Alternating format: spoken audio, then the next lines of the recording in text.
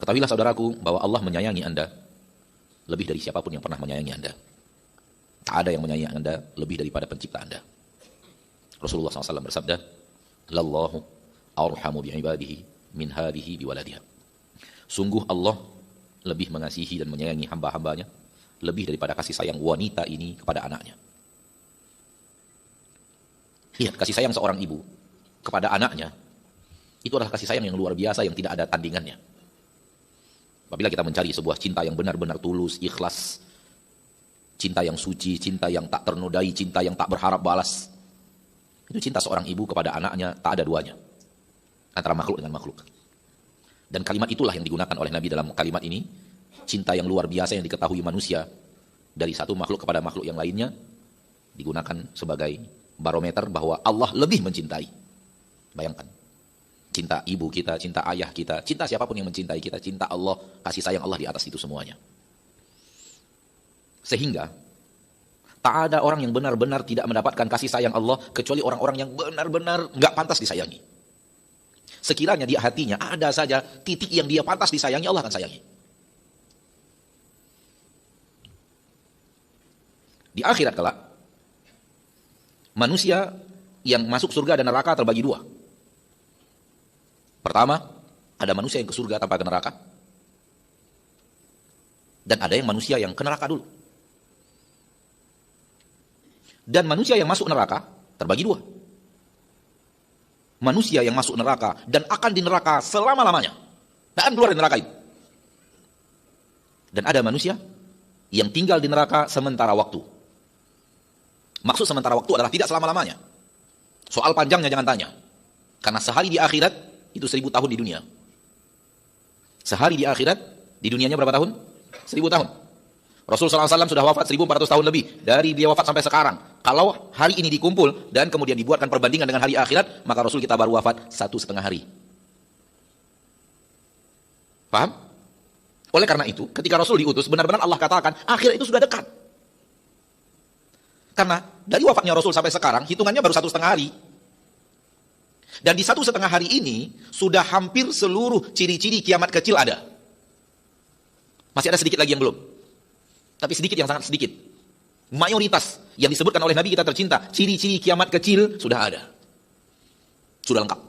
Tinggal sedikit lagi. Kalau yang sedikit ini sudah datang, berarti tinggal menunggu ciri-ciri kiamat besar.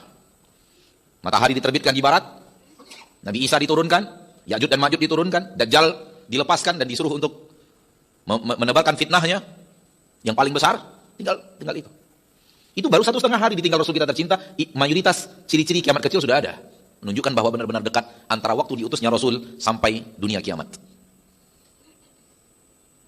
Saya ingin katakan bahwa sementara yang penduduk neraka yang masuk neraka, yang itu hanya sementara, saya katakan makna sementara adalah tak selama-lamanya di sana. Namun soal panjangnya jangan tanya. Karena 1 hari di akhirat sama dengan hitungannya 1000 tahun. Seandainya karena si A masuk neraka, namun Allah adab seminggu. 7 hari. Itu artinya dia dipanggang di neraka 7.000 tahun. Antum hidup berapa tahun sih baruan? 60 tahun. Tinggal kali aja deh. Tinggal kali. 60, bayangkan 7.000. Bagi 60. Taruh 70 ya. 70. Usia sekarang 70. 7.000. 70 kali 100. Berarti, na'udzubillah min dzalik, seandainya seorang manusia masuk neraka karena dosa-dosanya tak dimaafkan Allah. Dan Allah hanya menghukumnya 7 hari.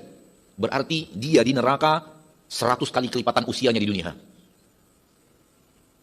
100 kali. 7.000, 70, berarti 10.000% ya. Dari usianya. Nggak gampang itu. Tapi, takkan selamanya, tak selamanya. Ada yang tidak selamanya di neraka. Ada yang seminggu keluar, sebulan keluar. Ya tinggal kali ya sebulan kali sekian gitu. Sampai orang yang paling minim ada iman di dalam hatinya. Di mana tidak ada lagi iman setelah itu. Dikeluarkan terus dari neraka. Keluar. Cari lagi yang imannya paling besar, dikeluarkan dulu. Dia prioritaskan orang yang imannya lebih besar. Sampai yang iman terkecil. Yang fi qalbihi mithqalu dzarratin min iman. Di dalam hadis. Di dalam hatinya ada sebesar biji dzarrah. Sebesar dzarrah. Dzarrah dalam bahasa Arab adalah benda terkecil dari sesuatu. Benda terkecil dari sesuatu disebut dalam bahasa Arab dzarrah. Jadi mithqalu dzarrah, apapun yang terkecil dari suatu benda disebut dzarrah. Ketika Allah mengatakan mithqala dzarratin, Nabi mengatakan mithqalu dzarratin min iman, hal yang terkecil dari iman. Masih ada iman tapi itulah yang paling kecil, enggak ada yang lebih kecil dari dia lagi. Ada orang yang imannya masih kecil seperti itu diangkat dari neraka, masuk surga. Ini yang saya katakan tadi bahwa Allah Tabaraka wa Ta'ala tidak akan mengekalkan orang di neraka kecuali yang benar-benar pantas, yang benar-benar durjana, yang benar-benar tak berhak mendapatkan kasih sayang Allah Tabaraka wa Ta'ala sedikit pun. Itulah firman Allah di dalam Al-Qur'an yang berulang-ulang kita dengar, la yaslaha illal ashqa. Tak masuk neraka itu, masuk neraka yang kekal di neraka untuk selama-lamanya, illal ashqa, kecuali orang-orang yang benar-benar durjana, benar-benar celaka. Itu yang akan kekal di neraka untuk selama-lamanya. Dan Allah tunjukkan contoh-contohnya, tokoh-tokohnya di dalam Al-Qur'an ada, di dalam hadis Nabi banyak. Di antara tokoh-tokoh yang Allah tunjukkan, orang-orang yang benar-benar celaka, tak pantas untuk disayangi dan diberikan rahmat Allah, Fir'aun, Namruz. Di antara di zaman Rasul, Abu Jahal. Yang Nabi katakan Fir'aunu hadhil ummah, Fir'aunnya umat ini adalah Abu Jahal. Dan yang lainnya, itu hanya contoh-contoh orang-orang yang tak pantas sedikit pun diberikan oleh Allah Tabaraka wa Ta'ala Rabbul Izzati wal Jalalah rahmatnya. Tetapi selagi masih ada kepantasan mendapatkan rahmat Allah, itu Allah Tabaraka wa Ta'ala akan berikan rahmat itu kepadanya. Rahmat Allah yang Allah berikan kepada kita begitu luar biasa, mengalahkan rahmat apapun dan siapapun yang pernah ada di permukaan bumi. Hanya saja kita sebagai makhluk, sebagai hamba, yang sering sekali merasa kita tidak dirahmati oleh Allah. Sering sekali merasa kita diabaikan oleh Allah. Dan semua itu, kalau terjadi, itu hanya wasawisus syaitan, yang kita harus beristighfar, minta ampun kepada Allah, telah bersuudzon, Allah tidak peduli kepada kita. Allah itu menyayangi kita. Cuman, permasalahan yang paling pelik dari manusia adalah, dia baru merasa Allah menyayanginya kalau Allah kabulkan permintaannya.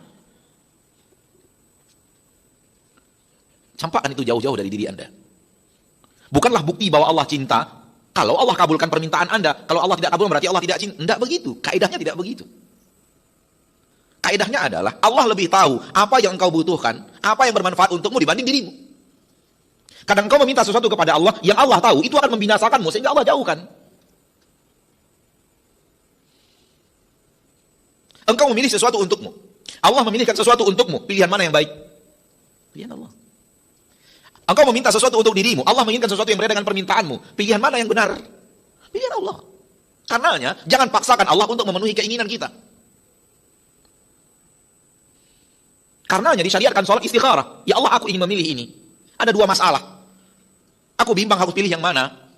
Ya Allah, berikan kepadaku. Arahkan aku kepada yang kau pilih yang terbaik untukku di duniaku dan di akhiratku. Di waktuku yang sekarang dan di waktuku yang akan datang, yaitu di akhirat. Allah mengatakan betapa banyaknya orang-orang yang Allah jauhkan daripadanya harta dunia, karena Allah tahu kalau Allah kayakan dia, Allah masukkan di neraka. Begitu kata Rasul kita tercinta SAW. Allah tahu ini hamba ini kalau diberikan harta, udah, tempatnya di neraka. Allah tahu siapa kita. Namun menurut kita, itu yang terbaik untuk kita. Lalu kita kejar, kita minta, gak dapat. Gak dapatnya itu kasih sayang Allah. Karena kalau diberi, bahaya. Seperti orang tua yang tahu bahaya sesuatu untuk anaknya, lalu anaknya nyengel, minta, gak pernah dikasih. Itu permisalan untuk makhluk dengan makhluk. Tentu permisalan untuk Allah lebih tinggi. Si anak karena tidak tahu, minta terus. Mintanya sambil nyengel. Orang tua karena tahu, gak mau ngasih. Karena tahu berbahaya.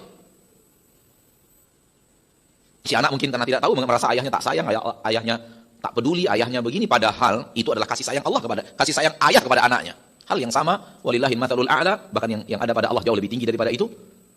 Makhluk yang minta sesuatu kepada Allah dan Allah hindarkan dia dari permintaannya karena Allah tahu itu berbahaya untuk dirinya. Maka selalulah menjadikan pilihan Allah untukmu lebih engkau cintai dibanding pilihan dirimu untuk dirimu. Dalam hal ini Umar bin Khattab berkata, "Inni ahmilu hammad du'a wa la ahmilu hammal istijabah." Aku yang penting bagiku adalah aku rajin berdoa, bukan aku ingin apa yang Allah ingin kabulkan untukku. Yang penting bagiku aku rajin berdoa, bukan memperhatikan doaku yang dikabulkan yang dikabulkan Allah yang mana. Enggak. Kenapa? Karena ketika kita meminta dan kita nggak tahu maslahat dan mudarat. Seperti tahunya Allah tentang apa yang maslahat dan mudarat untuk diri kita. Ketika Allah mengabulkan atau tidak mengabulkan, Allah mengabulkan dan tidak mengabulkan sesuai dengan maslahat dan mudarat yang Allah perhitungkan untuk kita. Wallahu sari'ul hisab, dan Allah paling cepat dalam menghitung.